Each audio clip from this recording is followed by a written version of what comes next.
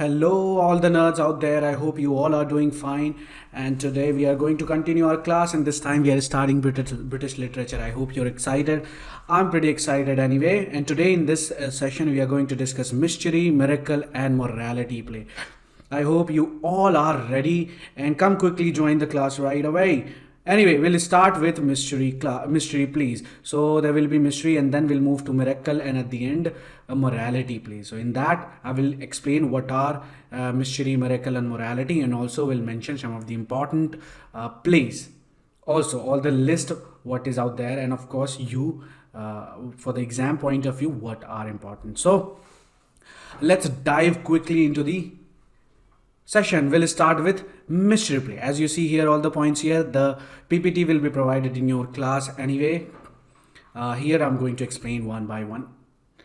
So mystery plays, what do you think by mystery play? So mystery play was one of the three principal kinds of vernacular drama in Europe during the Middle Ages, along with the miracle play, and also there was morality play, right? And the mystery play is usually what happened there. It is like representing biblical subject developed from plays presented in Latin by churchmen on church and premises, and of course depicted such subjects as the creation, Adam and Eve, of course the murder of Abel, and the last judgment. So during the 13th century, various guilds began producing the plays in the vernacular at sites removed from the churches, and under these conditions the strictly religious nature of the plays declined and they became filled with irrelevancies and apocryphal element. So furthermore, what happened actually, the satirical element were introduced to mock all the physicians, soldiers, judges, and even monks and priests. So that kind of trend was there in the 13th century. So in England, over course of decades, especially groups of 25 to 50 plays were organized into lengthy cycle. The cycle, you have to remember, these were the Chester plays and the Wakefield plays.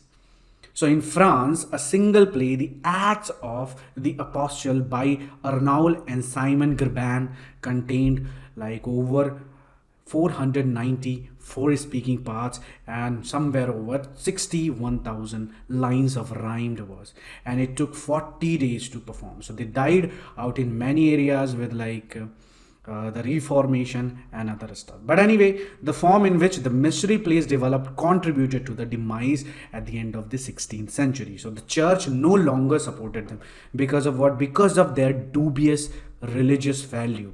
So Renaissance scholars found little of interest in their great rambling text, and the general public preferred kind of professional traveling companies that were beginning to arrive from Italy. So in England, the mystery cycle and miracle plays were suspected of Roman Catholic tendency and were gradually suppressed.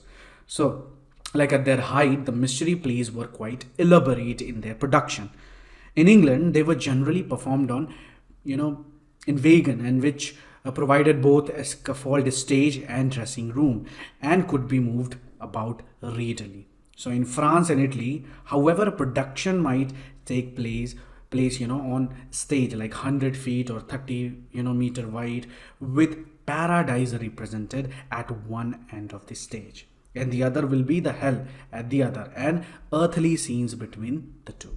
So the plays did not attempt to achieve unity of time or place or action, and therefore they could represent any number of different geographical location and also climates, right? And mechanical devices, trapdoor and other artifices were employed to portraying flying angels like fire spitting monsters, miraculously transformation and graphic martyrdom.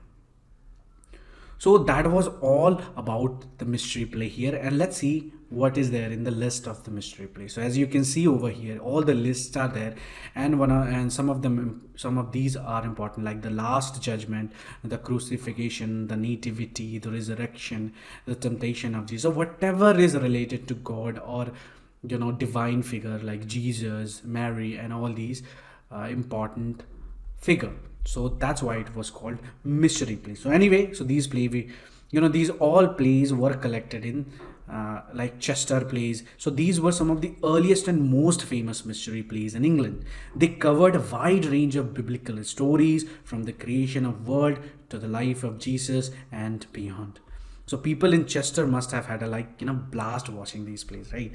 And again, another was like Wakefield plays. So Wakefield plays were performed in the town of Wakefield and were part of cycle known as Wakefield cycle, and they were rowdy and full of energy, bringing to life stories like Noah's Ark, the crucifixion, and also even the epic battle between Cain and Abel.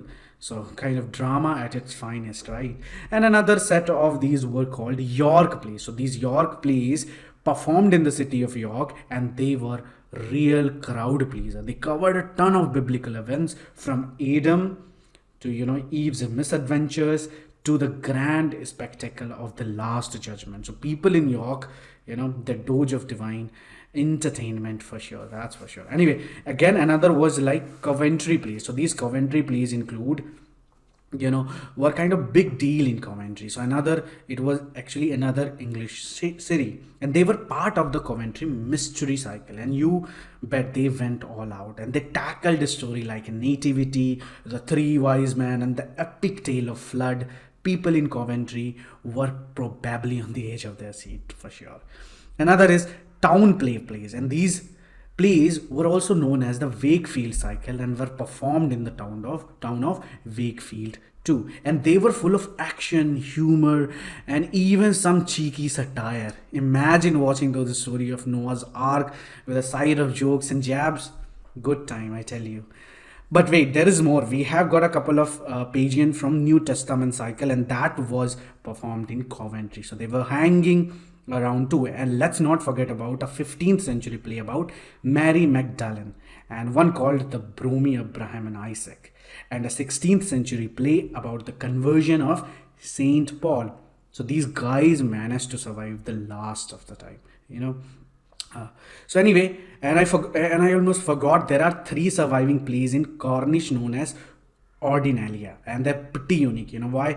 And if you want even more, there are a cycle of plays from continental Europe that made it through as well, but we are only talking about English plays, right? So there you have it, these sets of plays that give you and us a glimpse into the biblical stories and the dramatic world of Middle Ages, and it's pretty amazing that they are still around for us to appreciate today.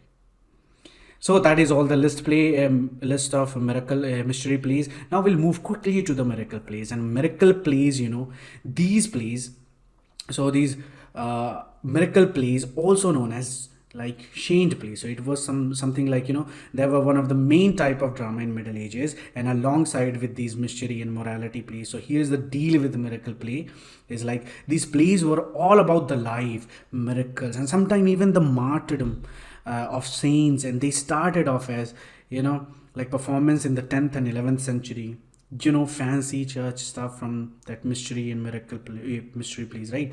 But by the 13th century they became more casual and were performed at public festivals.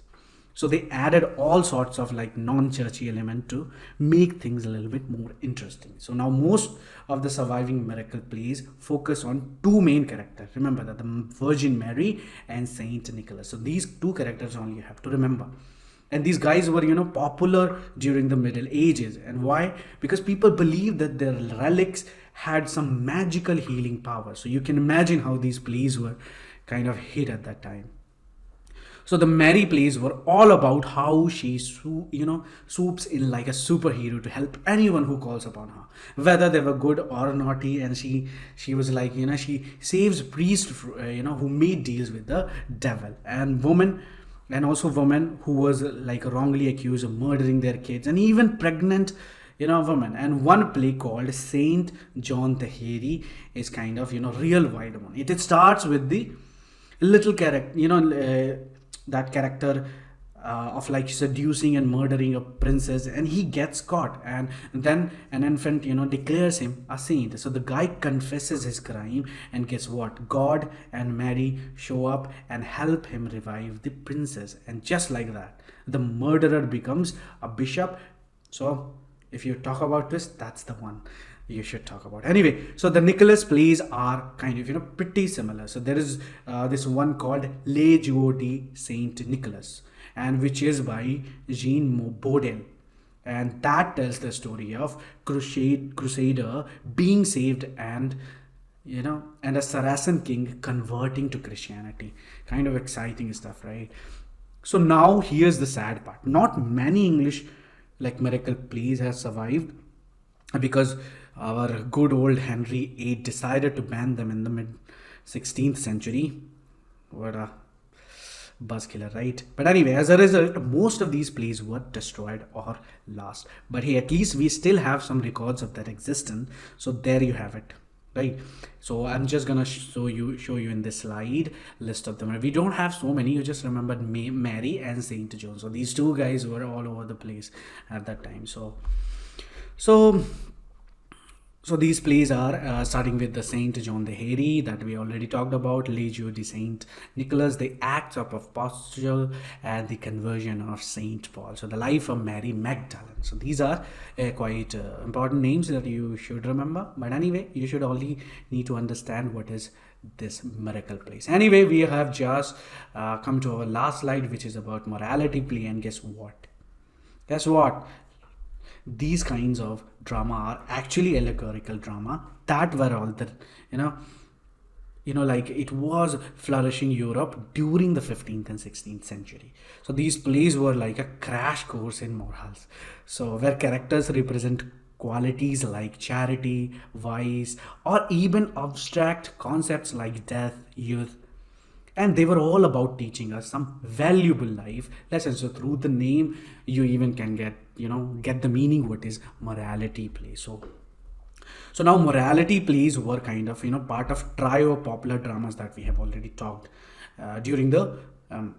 about, which was actually existed during the Middle Ages, and these were like mysteries, miracle, and other stuff, right? So the focus of these plays was simple. It was on a hero like good old mankind who faced his own weakness head on, and he had to deal with some real bad guys, personified as the seven deadly sin, who tried to bring him down. But hey, our hero had something, right? He had a chance and redemption, and could seek help from figures like four daughters of God: mercy, justice, temperance, and the truth.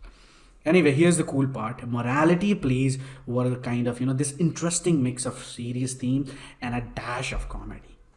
They were performed by semi-professional acting groups who relied on public support, since they wanted to keep the audience entertained. So these plays were usually short and had some funny moments. So it's like they wanted to make you think while also giving you a good laugh, right?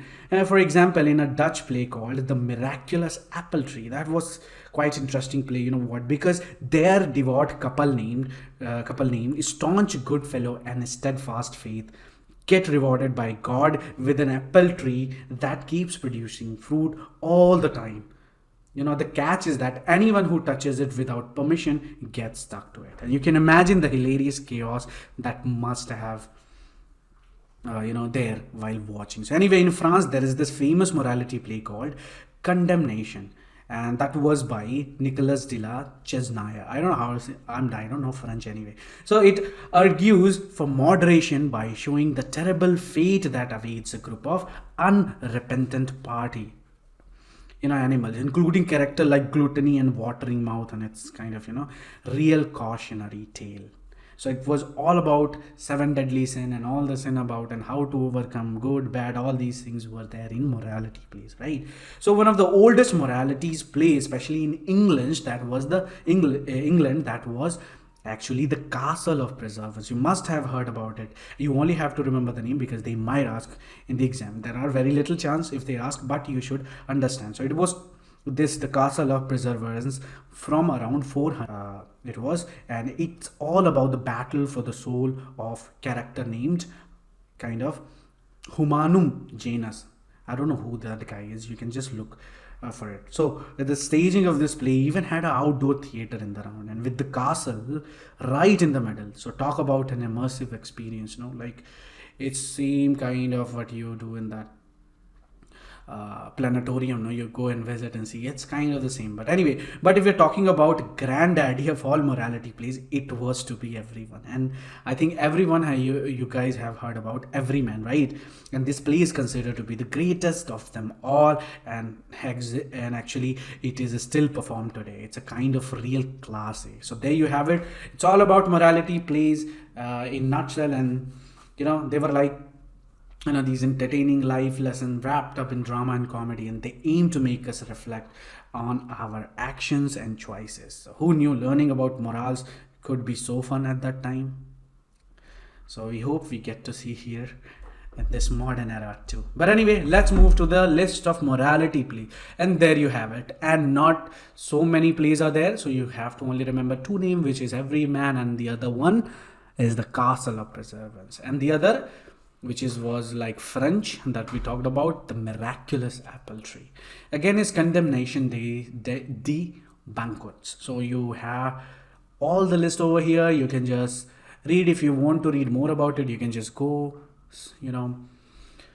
and search over the internet. But anyway, thank you so much. I think we have finished here. So that's all you have it here. All about mystery, miracle, and morality plays. And boom, from tomorrow, we are going to talk about our Shakespeare. And of course, we'll just move on from Shakespeare to Jacobean, then Restoration. There, I see like kind of wild ride is coming. So be there from tomorrow. So this is I'm going to wrap up right now, and then I'll see you tomorrow. So thank you so much, all the nerds. Please subscribe the channel, and I promise you that you are going to actually gain a lot of things. So once again, bye bye, thank you, and don't forget to subscribe.